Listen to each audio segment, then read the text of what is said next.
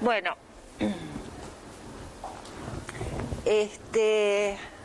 hoy vamos a continuar. ¿Está prendido esto? Hoy vamos a continuar con renal. Sí, sí.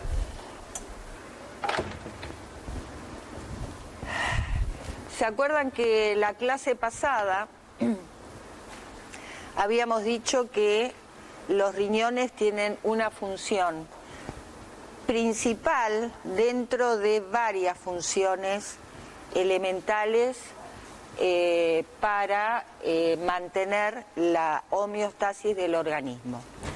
Y dentro de esta función elemental era mantener el balance hídrico y el balance salino, o sea, lo que se denomina balance hidrosalino. Además de tener otras funciones importantes, que la recuerdan, al menos los que estuvieron en el teórico, que ¿cuál es? También intervienen en la regulación de la presión arterial, se sintetizan es productor de diferentes hormonas, etcétera. O sea, tiene muchísimas funciones, además de mantener el balance hidrosalino. Entonces,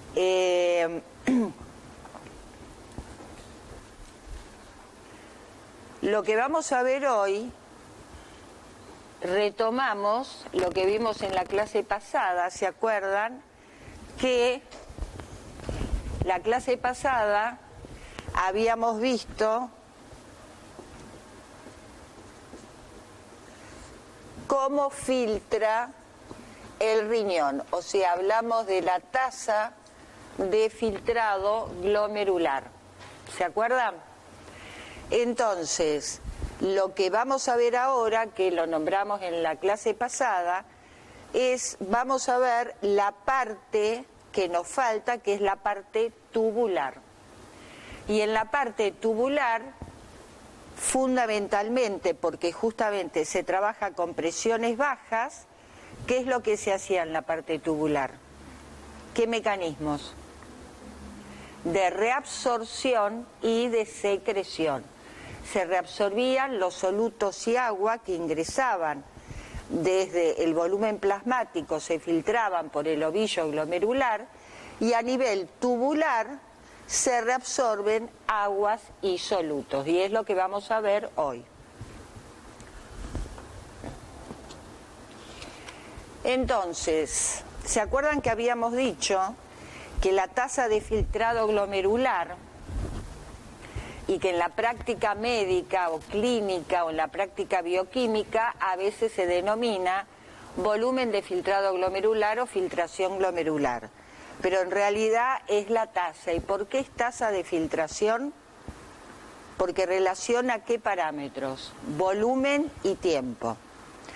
Los valores normales, aproximadamente, habíamos dicho que nuestros riñones, si funcionan bien, filtran aproximadamente 120 mililitros por minuto. Si hacemos la cuenta por día, fíjense, nuestros riñones filtran 180 litros por día.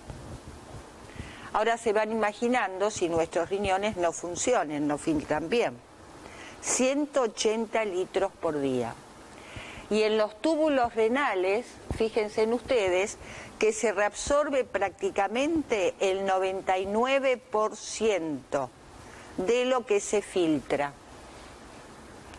Si hacemos la cuenta, el 99% correspondería más o menos a 178, con estos números, con este ejemplo, 178.5 litros por día. O sea, lo que no reabsorbemos, ¿qué hacemos si no lo reabsorbemos o secretamos? Lo eliminamos por orina. Así que depende del líquido o de la ingesta de líquido diario. Un volumen normal, si mis riñones funcionan bien, es de alrededor de 1.5 a 2 litros por día. Ahora, si yo tomo 3 litros de líquido, no 3 litros de cerveza por día o 3 litros de whisky. La cerveza tiene sal y al tener sal, lógicamente el equilibrio es diferente a tomar otros tipos de líquidos. O sea, una cosa es un vaso de cerveza, 2 vasos, pero otra cosa son 3 o 4 litros de cerveza o 3 o 4 litros de whisky. Aparte, el alcohol inhibe a la hormona antidiurética. Por lo cual vamos a tener problemas a la larga, aparte del problema, el otro problema que genera el alcohol. Entonces, normalmente filtramos 180 litros por día, reabsorbemos el 99% y eliminamos por orina alrededor de 1,5, 2,5, 3 litros, depende de la ingesta de líquido que yo tenga diariamente. Acuérdense en que también, además de la reabsorción, había otro proceso que es la secreción. ¿Y cómo era la secreción? La reabsorción era de la luz tubular hacia ¿dónde? Lo tenemos acá, para repasar. Esto filtramos, acá tenemos el nefrón, que es el que ustedes tienen esquematizado también en el pizarrón. Acá tienen el filtro, túbulo proximal, asa descendente, asa ascendente delgada, gruesa, distal y colector. Entonces, y todo está rodeado, ¿se acuerdan?, por los capilares peritubulares. Y los capilares peritubulares de los nefrones yuxtamedulares, ¿cómo se denominaba ese sistema? Muy bien, vasos rectos o sistema de vasa recta renal. ¿Qué es lo que ustedes tienen esquematizado, ahí en azul, en el pizarrón? Entonces, se filtra, ya sabemos por qué, se filtra a diferencias de presiones de las fuerzas de Starling. Entonces, la flechita verde, cuando pasa el soluto o el agua de la luz al capilar peritubular, es reabsorción. Y el caso contrario del capilar peritubular hacia la luz tubular es secreción. Y habíamos visto que hay diferentes solutos como el potasio, el protón, también el amonio, puede secretarse. Son sustancias que se pueden secretar. Ahora, algo importante es que a nivel del túbulo proximal, fíjense en ustedes que se reabsorben alrededor del 60 al 70% de los solutos que filtran. Luego, a nivel del asa de Henle, alrededor del 15%, 20%, en el túbulo distal y colector, el restante 5-10%, valores promedio. Pero acá hay dos cosas fundamentales, dos conceptos. Que la reabsorción a nivel del túbulo proximal, esos 60-70%, no depende de la hormona antidiurética, o sea, no depende del estado hídrico del organismo. O sea, yo tomo mucho líquido o poco líquido, ¿me siguen, chicos? A nivel del túbulo proximal, siempre se reabsorbe entre el 60 al 70%, si mis riñones funcionan bien. A eso se lo denomina reabsorción obligatoria. En cambio, a nivel del túbulo distal inferior y del túbulo colector, sí depende del estado hídrico del organismo. Entonces, a esa reabsorción va a depender si yo tomo mucho líquido, ¿qué pasa con la hormona antidiurética? O si tomo poco líquido. Eso lo vimos la clase pasada. Si yo tomo poco líquido, medio litro en cambio de tomar 2 litros por día, ¿qué necesito? Reabsorber. se estimula entonces la hormona antidiurética, ¿está? Y si tomo demasiado líquido, 4 litros y no los necesito, si mis riñones funcionan bien y no necesito ese líquido, ¿qué hago? Lo elimino. O sea que esa reabsorción depende del estado hídrico del organismo y se denomina reabsorción facultativa.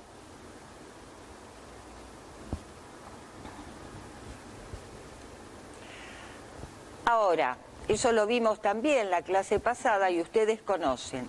¿Cuáles son los mecanismos de reabsorción? Los mecanismos de reabsorción a nivel de la célula tubular renal son los mecanismos que existen en otras membranas. Transportes activos, difusión pasiva y transportes activos secundarios, o sea, debido a transportadores que se van a encontrar en la membrana. Entonces, ustedes lo que tienen acá son células epiteliales renales y fíjense en ustedes, ese sería acá es la luz tubular, esta sería la membrana luminal y esta es la membrana vasolateral, se denomina vasolateral. Y acá tienen las tight junction, que serían esas uniones herméticas cerradas, que también existen en otros tejidos. Entonces, lo importante, y lo tienen acá, es que en la membrana vasolateral de la célula tubular renal proximal aparece la bomba de sodio-potasio ATPasa. En la membrana, entonces, vasolateral aparece la bomba sodio-potasio ATPasa. Entonces, esta bomba, como ustedes ya la conocen muy bien, saca sodio y entra potasio por gradiente.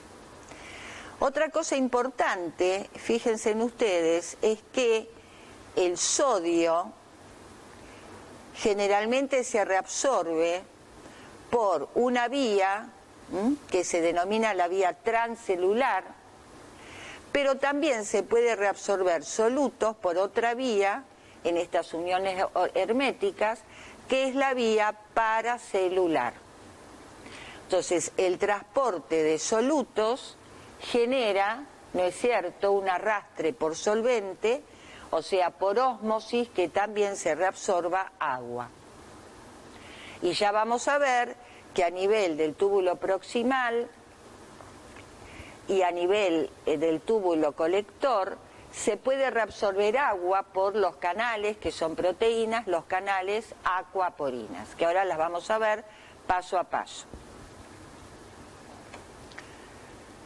Empezamos entonces el caminito por el túbulo proximal.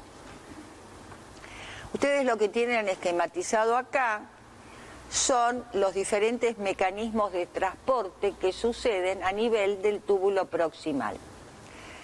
Esta sería la luz tubular y este es el espacio peritubular.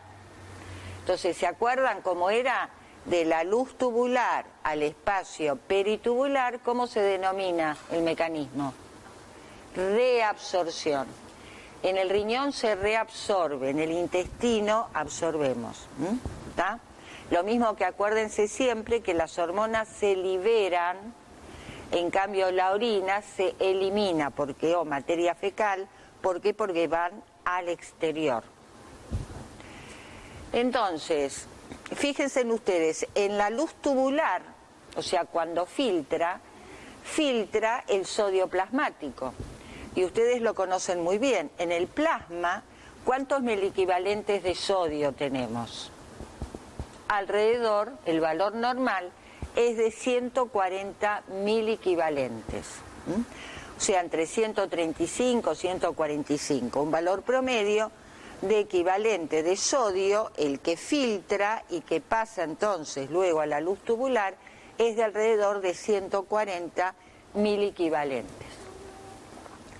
Entonces, ¿pero qué hace la bomba de sodio-potasio ATPasa?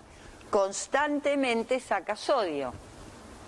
por lo cual dentro de la célula tubular siempre va a haber menos equivalente, o sea que va a haber, estos por supuesto son valores promedios, 12.000 equivalentes. ¿Qué va a pasar? Si acá hay menos y acá hay más, y acá está la bomba, por gradiente se reabsorbe sodio. Ahora, fíjense en que el sodio, justamente por una proteína transportadora, al menos en la membrana luminal, que es la SGLT1 y la GLT1 en la membrana vasolateral, puede ir el sodio acompañado y favorecer la reabsorción de glucosa. Además de la reabsorción de glucosa, se pueden reabsorber por este mecanismo también fosfatos y aminoácidos, que por difusión pasiva van a pasar al espacio peritubular.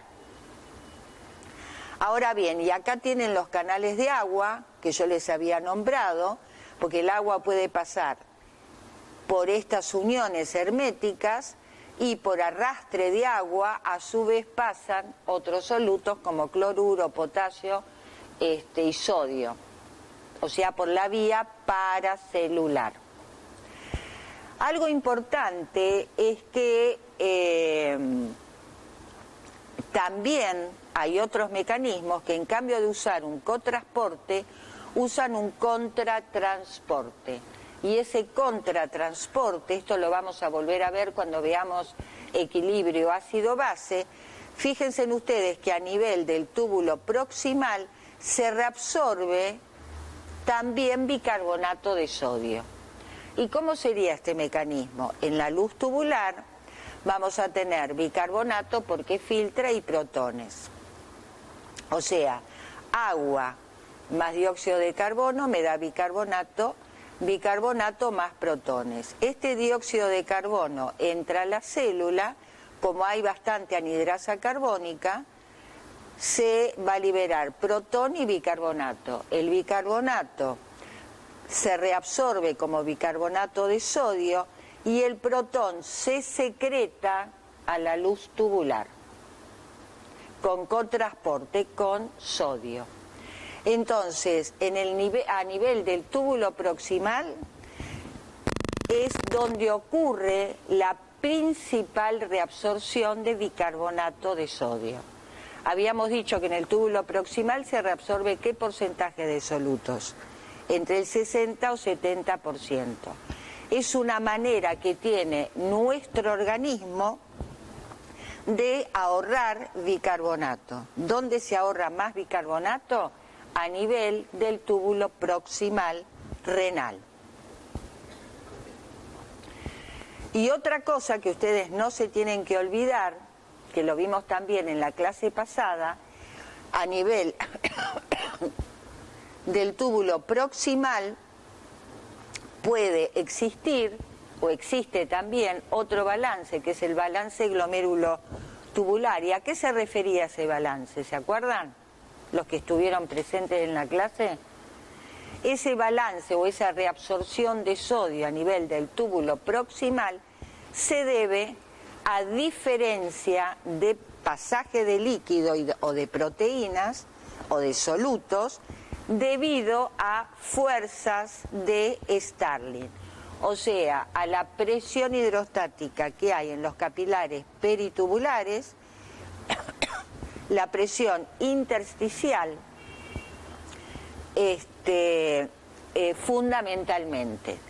Entonces, dependiendo qué presiones tenemos, y la presión hidrostática de los capilares, presión coloidosmótica y presión intersticial, se favorece o disminuye la reabsorción neta de sodio a nivel del túbulo proximal.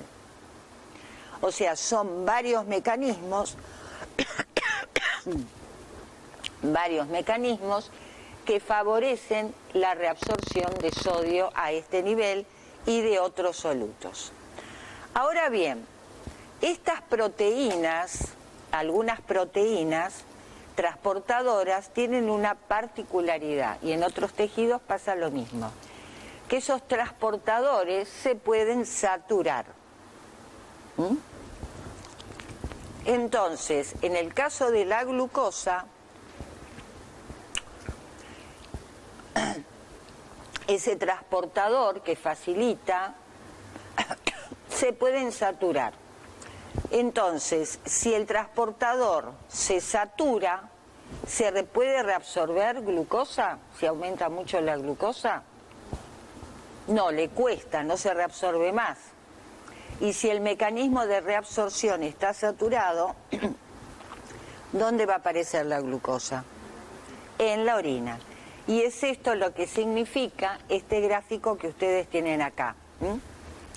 Entonces, el transporte máximo tubular debido, a esos transportadores es lo que se denomina TM.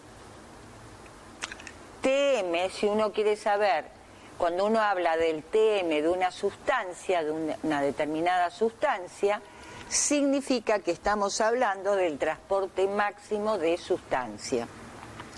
Y lo que ustedes ven en este gráfico, que más o menos a 200 miligramos, entre 200 y 300, ¿qué pasa con la reabsorción? Se satura, se nivela. Por lo cual, ¿dónde va a aparecer la glucosa, que sería la línea azul? En la orina. ¿Se entendió este gráfico? ¿Y el concepto? Bien. Seguimos. O sea, filtramos, seguimos el caminito, ¿no? Filtramos, ¿y dónde estuvimos? Acá en el proximal. Después del proximal, ¿qué dijimos fundamentalmente? Que se reabsorbe ¿cuánto? 60-70% de solutos de agua. ¿Depende del estado hídrico del organismo? No. Bien. Seguimos. ¿Qué viene ahora? El asa descendente de Henle. Entonces, acá tienen una célula y fíjense en que el asa descendente de Henle tiene ciertas características que son diferentes al segmento ascendente delgado. ¿Está? ¿Cuáles son las características? Que esta asa de Henle es muy permeable al agua. Acá tenemos canales, los canales que transportan agua. Serían son proteínas, las acuaporinas de tipo 1. Otra particularidad que tiene el asa descendente de Henle, que es impermeable al sodio, o muy poco permeable al sodio. Y también es poco permeable a otro soluto como la urea. Esto de a poco lo tienen que retener, porque se acuerdan que la clase pasada habíamos dicho que el intersticio medular tenía un flujo sanguíneo renal alto o bajo con respecto a la corteza renal. Muy bajito. O sea, la canilla no estaba muy abierta. Pues si la canilla está muy abierta, ¿qué pasa con los solutos si yo los quiero reabsorber y hay mucha presión? No se puede. Entonces el flujo es bajo. Y para mantener que yo pueda eliminar o no más agua o menos agua, dependiendo del estado hídrico de mi organismo, ese intersticio se tiene que mantener hipertónico o hiperosmótico. Entonces,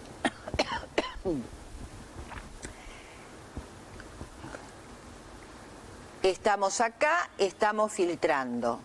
La osmolaridad plasmática, ¿qué valores normales tiene? Que ustedes ya lo vieron. Lo vieron en el primer TP. 300 miliosmolar. Los valores normales. Entonces, fíjense en ustedes, los 300, estamos acá, filtra el plasma, o sea, filtra la sangre, con 300 miliosmolar. y en el túbulo proximal, el líquido, justamente por la reabsorción que tiene, se sigue manteniendo también isotónico. O sea, el líquido isotónico va pasando, pero por la reabsorción, ¿qué le va pasando? Va cambiando la osmolaridad.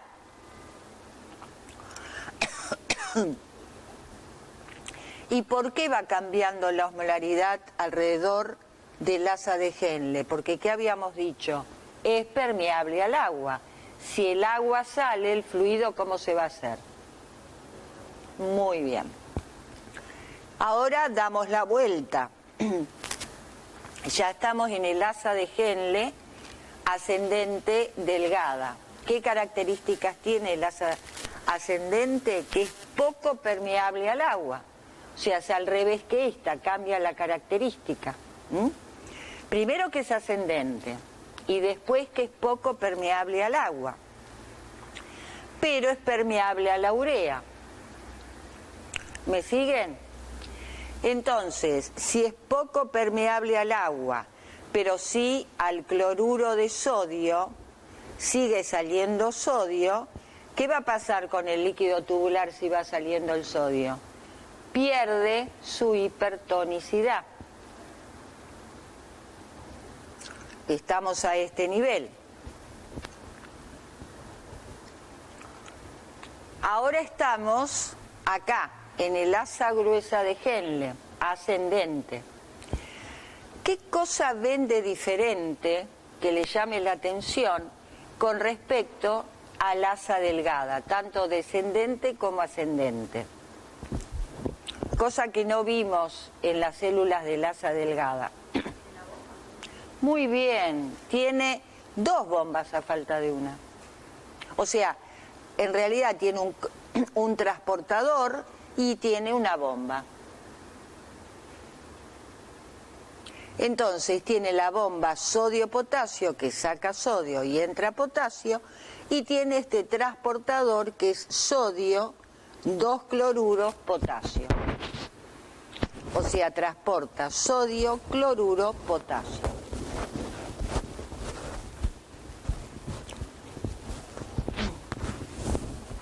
Entonces, fíjense en ustedes que acá se reabsorbe sodio a este nivel, o sea, pasa al intersticio, además de por la bomba de sodio-potasio.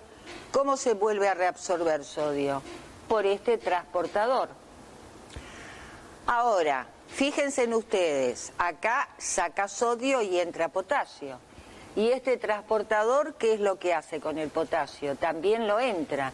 O sea, hay mucho potasio en la célula. Cantidad de potasio crea un potencial positivo de 10 más 10 milivoltios. Y esto favorece, este potencial, la difusión retrógrada del potasio.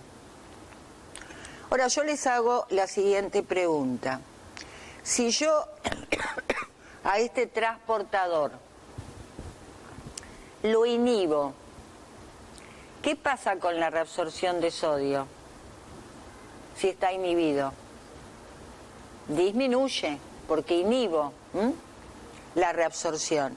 Y eso es lo que hace, lo que ustedes tienen escrito acá, furosemida. La furosemida es una sustancia diurética que se vende en la farmacia y se utiliza en la clínica. ¿Diurético qué significa? Diurético significa aumento de volumen de orina. O sea, si la persona tiene mucha sal por diferente causa, porque tiene una infección en el riñón, esa sal hay que eliminarla. Entonces hay que favorecer que elimine sal y agua. Por lo cual, ¿qué hacemos? Inhibimos la reabsorción. Si inhibimos la reabsorción, ¿qué se favorece?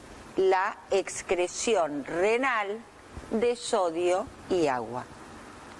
¿Se va entendiendo? Entonces, y una sustancia natriurética, ¿qué sería? natriurética. Diurética es volumen. Natriurética viene de natrium, sodio. Significa que aumenta la excreción de sodio. Y caliurética, no, potasio. Porque sería calciuria. Fosfaturia. Todo lo que termina en uria es en la orina. Lo que termina en hemia es en sangre. Glucemia, ¿qué sería? Glucosa en sangre. Glucosuria, glucosa en orina. ¿Está? Natremia, muy bien. Natriuresis, eliminación de sodio, porque es con una sustancia natriurética. Eso lo tienen que aprender cuando ustedes practiquen, porque, bueno, lamentablemente eligieron esta carrera y se habla así. Y bueno, chicos, hay que aprender. Bien. Entonces, otra característica que tiene esto es que la rama o el ascendente y gruesa, además de tener estas características, fíjense en ustedes, es impermeable, sigue siendo impermeable al agua y a la urea.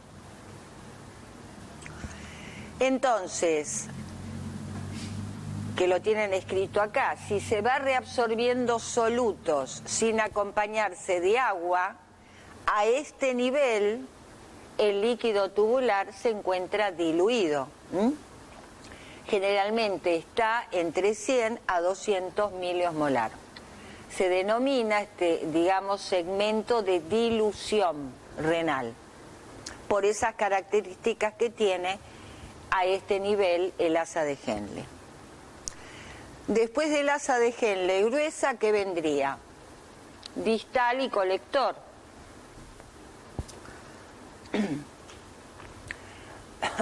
Ustedes tienen un esquema acá de distal y colector y fíjense en ustedes que la característica que tiene el colector medular y papilar, o sea, en la parte más profunda ya del riñón, es permeable a la urea, pero la reabsorción de agua es muy sensible a la acción de la hormona antidiurética. ¿Se acuerdan que al principio habíamos dicho que justamente a este nivel va a depender la reabsorción de agua de qué?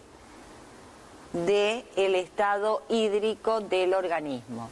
Y eso es lo que se denominaba que como reabsorción facultativa. Entonces, a este nivel lo que vamos a encontrar son diferentes tipos de células. Células principales y un poco más abajo células intercaladas. Lo importante es que en el proximal ya inferior o terminal, estas células son sensibles, comienzan a ser sensibles a la hormona antidiurética y a la aldosterona. Ustedes ya de la aldosterona la vieron. ¿Y cuál es el principal mecanismo de acción que tiene la aldosterona? El mecanismo de acción sobre la bomba de sodio-potasio y sobre estas proteínas transportadoras de sodio las estimula.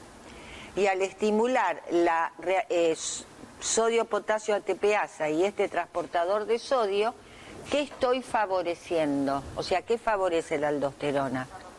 La reabsorción de sodio y la secreción de potasio a través de este mecanismo de acción.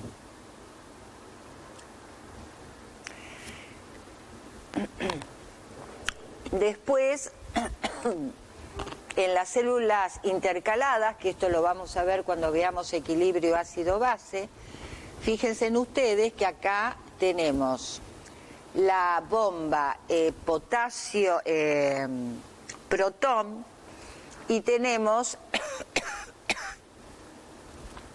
o sea, bomba potasio ATPasa luminal, porque estamos en la luz tubular, y acá tenemos fundamentalmente la reabsorción también de bicarbonato. y la bomba de sodio-potasio a nivel de la membrana vasolateral.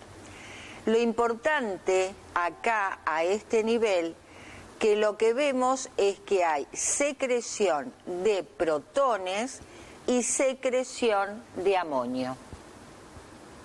Esto es importante, ¿por qué? Porque cuando veamos si ustedes están en un estado de acidosis, o sea, ¿qué tenemos cuando hay acidosis? Muchos protones. ¿Y qué queremos hacer? ¿Los queremos tener o los queremos eliminar? Eliminar. Entonces, ¿cómo se defiende el organismo? ¿Necesito reabsorber bicarbonato? Si hay muchos protones, y sí, quiero reabsorber bicarbonato. ¿Y qué quiero hacer con los protones? Eliminarlos. ¿Qué tengo que hacer? Secretarlos. Y uno de los mecanismos es este. Nos vamos preparando justamente para el equilibrio ácido-base.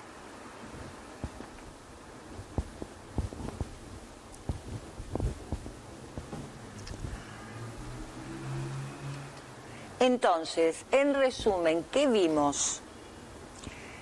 Vimos que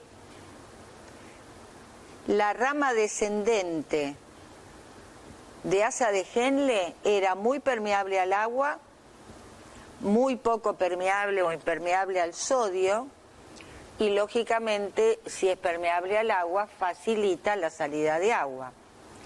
En cambio, por el lado ascendente, era impermeable al agua, permeable al cloruro de sodio y también a la urea, ¿se acuerdan? A otro soluto.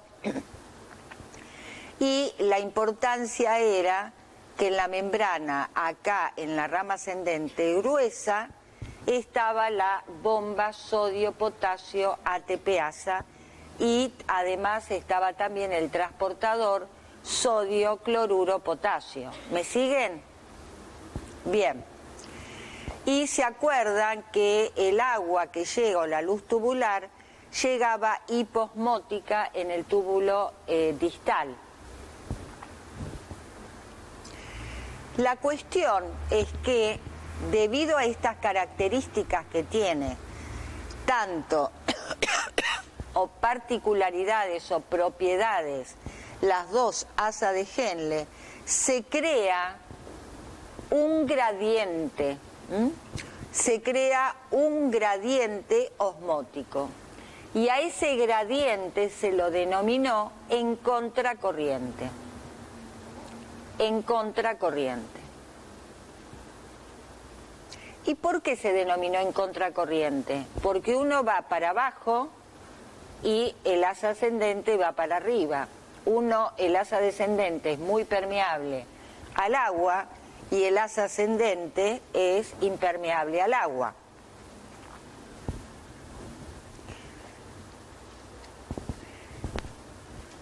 Ustedes lo que tienen acá, esto es de ingenieros en realidad. La historia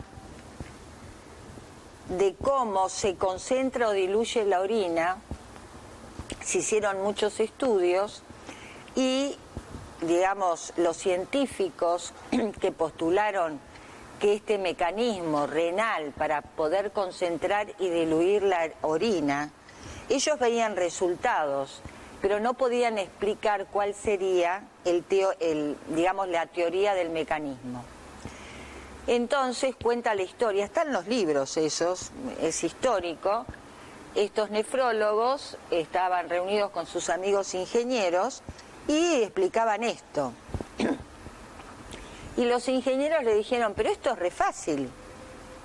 Entonces, ¿qué hicimos en fisiología? Así como en respiratorio trabajamos con, decimos que la presión atmosférica es igual a 0, trabajamos con centímetros de agua y no con milímetros de mercurio.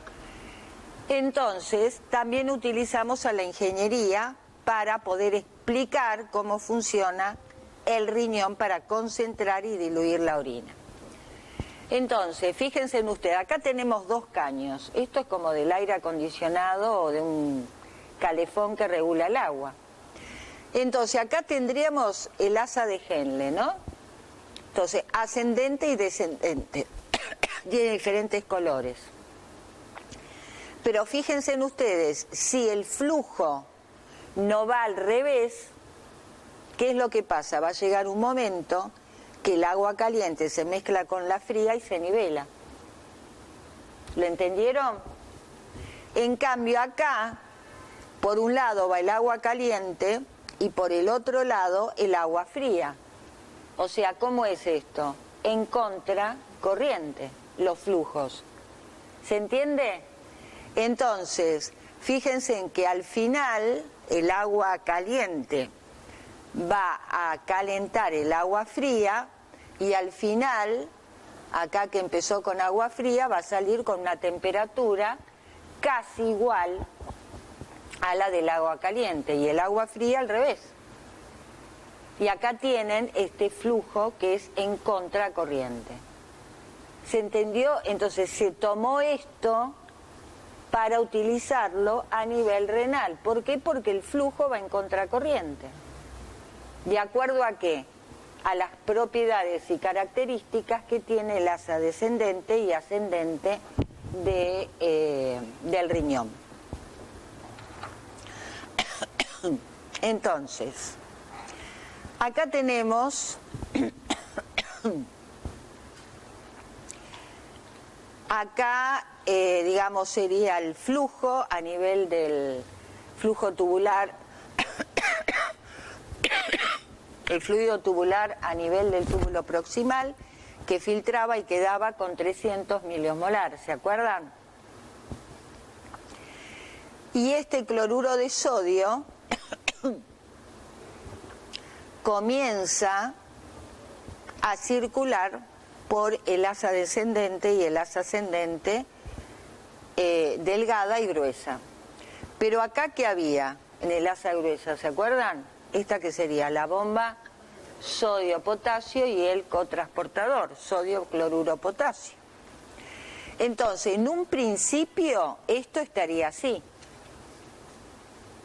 Todo isosmótico. Ahora, si es todo isosmótico, lógicamente no hay movimiento ni de solutos ni de agua, ¿se entiende? Tiene que haber cambios porque el agua va para un lado, tiene que haber cambios porque de lo contrario no hay movimiento de solutos ni de agua.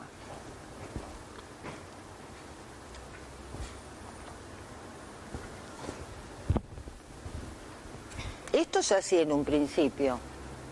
O sea, esto no, es dinámico, sucede, imagínense ustedes que estamos reabsorbiendo 178 litros por día. Nuestros riñones cómo están trabajando, para que se lo imaginen. En un principio sería todo así. Tendría que empezar a actuar la bomba. ¿Qué hace la bomba? Y el transportador. Trabajan y van aumentando el cloruro de sodio en el intersticio. ¿Me siguen?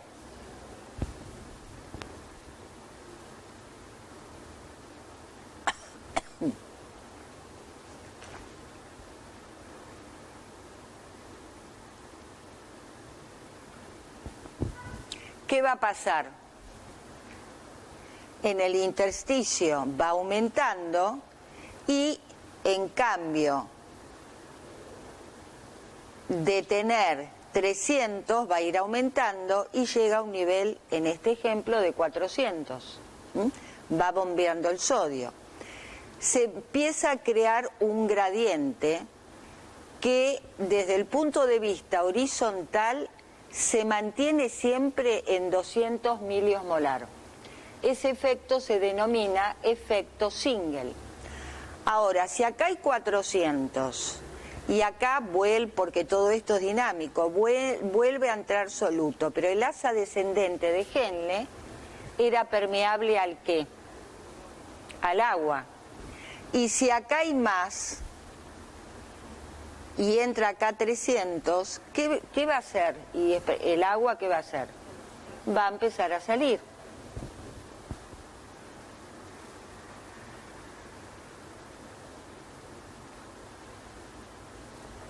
Entonces, si sale el agua, estos 300 van a pasar ¿a cuánto? A 400. Por eso habíamos dicho en un principio, cuando vimos el asa descendente de Henle, que el fluido tubular, cuando va pasando por el asa de Henle, se hacía muy bien. ¿Se va entendiendo? Justamente por diferencia de flujos, y va en contracorriente, por las particularidades que tienen las dos asas. Seguimos entonces.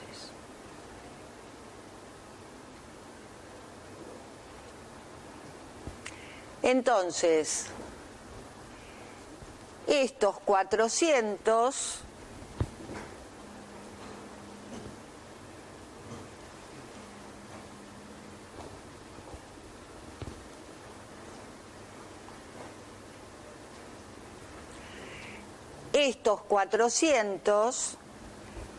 lo que hacen es volver a estimular que entre más sodio. Si acá había 400 y esto sigue bombeando, esto va a aumentar ¿a cuánto? Si acá hay 400 y tiene que haber una, acá pasa, si bombea 200 más, acá ¿cuánto va a haber? Si el gradiente acá se tiene que mantener en 200, ¿se acuerdan? Que es lo que ustedes tienen acá. Esto va subiendo de a poquito. Entonces, va aumentando la difusión, sale el agua, entra, cada vez va aumentando el gradiente. Pero fíjense en que acá se sigue manteniendo por el bombeo de sodio ese efecto single y un gradiente horizontal de 200. Pero ¿cómo aumenta el gradiente hacia la parte medular? Hacia la parte medular el gradiente se hace mucho más hiperosmótico por estos dos mecanismos. Ahora bien, ¿qué nos falta acá? ¿Qué función tienen los vasos rectos? ¿Cómo se mantiene este gradiente? Por la función que tienen los vasos rectos.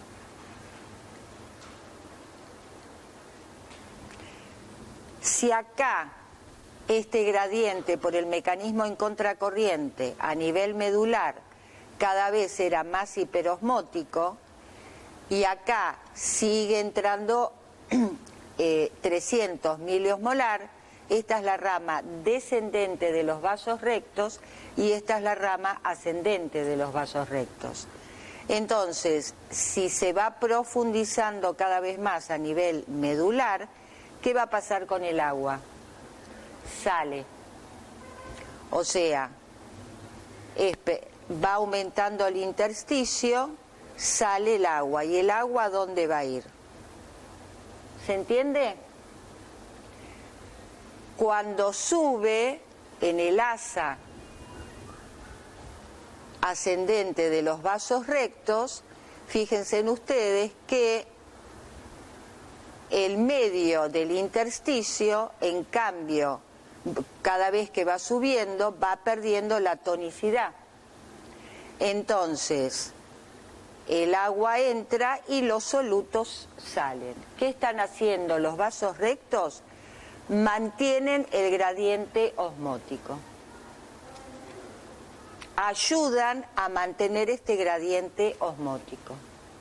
Por lo cual, siempre va a haber, y como acá el flujo a nivel medular, el flujo sanguíneo era muy bajo, de alrededor del 2%, no se lavan los solutos, se mantiene el gradiente, y este gradiente hace que, fundamentalmente, cuando yo tome mucho líquido, elimine más fácil el agua, y si no tomo, reabsorbo agua fundamentalmente.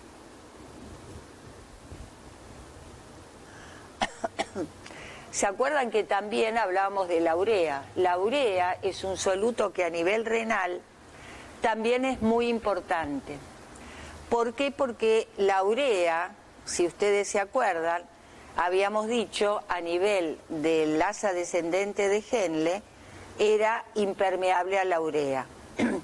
A nivel del asa delgada ascendente de Henle es permeable a la urea. A nivel del asa gruesa y del distal es impermeable a la urea, y acá a nivel de distal inferior y del colector, la urea es permeable y su acción es facilitada por la hormona antidiurética. Y además acá la hormona antidiurética lo que facilita también es el pasaje de agua porque estimula a través de los receptores V2 que tiene la hormona antidiurética a las acuaporinas de tipo 2. La hormona antidiurética tiene otros receptores, creo que ustedes eso ya lo vieron en el endocrino, que son los receptores B1 que trabajan a nivel del músculo liso vascular. Entonces, cuando está estimulada la hormona antidiurética, ¿qué significa cuando está estimulada la hormona antidiurética? ¿Tengo que reabsorber agua o no? Tengo que reabsorber agua. Si yo tengo que reabsorber agua, la hormona antidiurética además estimula el transporte de la urea. La urea acá, y aparte, bueno, la reabsorción de agua. La urea difunde libremente, puede difundirse, y la urea puede pasar al asa ascendente delgada de Henle, porque es permeable. Pero la urea es un soluto, y el soluto ¿qué lleva? Agua. Y si acá entra agua, hay mucha agua, y como es permeable al cloruro de sodio, ¿qué hace el cloruro de sodio? Sale, porque entra agua con la urea, ¿me siguen? Y si entra agua, ¿qué hacen los solutos? Salen. Y esta salida de soluto, ¿qué facilita o qué favorece? Que haya más cloruro de sodio en el intersticio, o sea que se mantenga hipertónico el intersticio. ¿Se entiende? Si este intersticio, y acá lo ven muy bien, no se mantiene hipertónico, no hay juego de solutos y de agua, ¿yo puedo manejar esto? Si tomo líquido o no tomo líquido, no se puede manejar. Por lo cual, ese mecanismo en contracorriente, la multiplicación del mecanismo a través de los vasos rectos y la recirculación de la urea, hace que yo pueda mantener el equilibrio hidrosalino del organismo.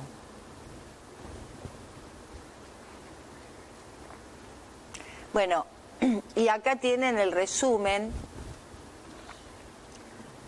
que explicamos paso a paso con las otras diapositivas. Una cosa importante, acá tienen, esto es estático, este es el que está creo que en Guyton y prácticamente en todos los libros que ustedes vieron, la diapositiva, cómo se va formando el gradiente, cómo sale el agua, cómo se estabiliza, vuelve a bajar, vuelve a entrar los 300 miliosmolar y cada vez que se hace más profundo, se hace hipertónico el fluido tubular.